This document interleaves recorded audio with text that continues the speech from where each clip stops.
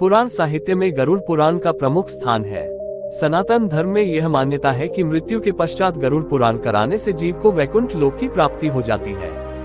गरुड़ पुराण में 19,000 श्लोक हैं, किंतु वर्तमान में कुल 7,000 श्लोक ही प्राप्त होते हैं। प्रेत योनि को भोग रहे व्यक्ति के निमित्त गरुड़ पुराण करवाने से उसे आत्मशांति प्राप्त होती है और वह प्रेत योनि से मुक्त हो जाता है।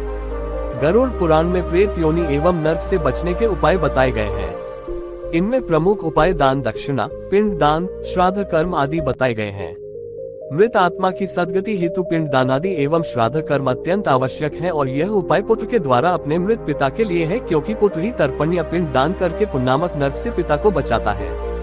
पुत्र का मुख देखकर पिता पैतृक ऋण से मुक्त हो जाता है। मृत्यु के बाद क्या होता है, यह एक ऐसा प्रश्न है जिसका उत्तर जानने की इच्छा सभी को होती है और सभी अपने अपने तरीके से इसका उत्तर भी देते हैं। गरुड़ पुराण भी इसी प्रश्न का उत्तर देता है। मनुष्य अपने जीवन में शुभ अशुभ, पाप पुण्य, नैतिक अनैतिक जो भी कर्म करता है, गरुड़ पुराण ने उसे 3 भागों में विभक्त किया है। पहली अवस्था में मनुष्य अपने शुभ अशुभ, अच्छे बुरे कर्मों को इसी लोक में भोग लेता है। दूसरी अवस्था में मृत्यु के उपरांत मनुष्य विभिन्न 84 लाख योनियों में से किसी एक में अपने कर्म के अनुसार जन्म लेता है। तीसरी अवस्था में वह अपने कर्मों के अनुसार स्वर्ग और नरक को प्राप्त करता है। गरुड़ पुराण के अनुसार जो दूसरे की संपत्ति को हड़पता है, मित्र से विश्वासघात करता है, ब्राह्मणों की संपत्ति से अपना पालन करता है, मंदिर से धन चुराता है, पराई स्त्री या पर पुरुष से व्यभिचार करता है, निर्बल को सताता है, जो अपनी निर्दोष माता, बहन, पुत्री, स्त्री, पुत्रवधू, पुत्र इन्हें बिना किसी कारण के त्यागता है, उसे भयंकर नरक योनि में जाना पड़ता है एवं उसकी कभी मुक्ति नहीं होती है। इस संसार में भी ऐसे पापी व्यक्ति को अनेक रोग एवं कष्ट घेर लेते हैं।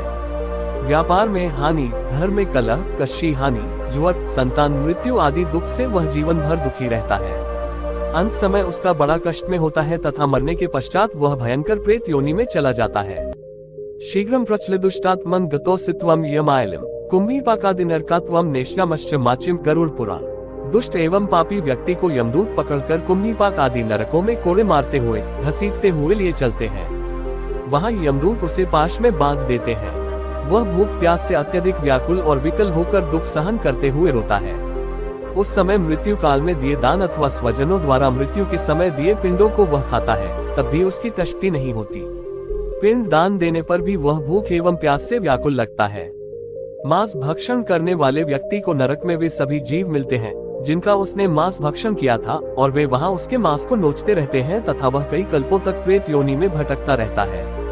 जब ऋषि के श्राप से प्रेरित तक्षक नाग राजा परीक्षित को डसने जा रहा था, तब मार्ग में महर्षि कश्यप से उनकी भेंट हुई। तक्षक ने ब्राह्मण का वेश बनाया और पूछा, महाराज आप इतनी उतावली में कहाँ जा रहे हो?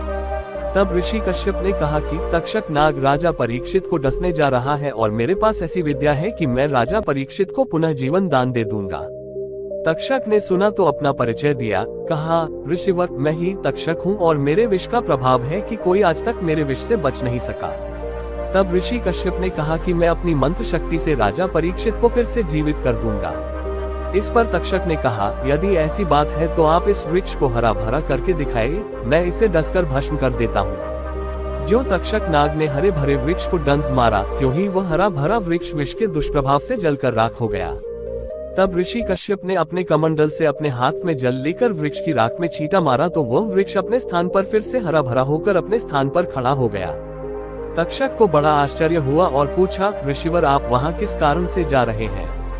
इस पर ऋषि कश्यप ने बताया कि मैं राजा परीक्षित के प्राणों की रक्षा करूंगा तो मुझे बहुत सा धन मिलेगा। तक्षक ने ऋषि कश्यप को संभावना से ज्यादा धन देकर विदा करना चाहा, लेकिन ऋषि कश्यप ने यह उचित नहीं समझा और नहीं माने। वहाँ पर तक्षक ने ऋषि कश्यप को गरुड़ पुराण की कथा सुनाई, जिससे ऋषि कश्यप को ज्ञान हुआ कि जिसने जो कर्म किया वह अवश्य ही भोगना पड़ेगा और किसी के बचाने से कोई बच नहीं सकता। इस प्रकार से ऋषि कश्यप बहुत सा धन लेकर वहीं से विदा हो गए।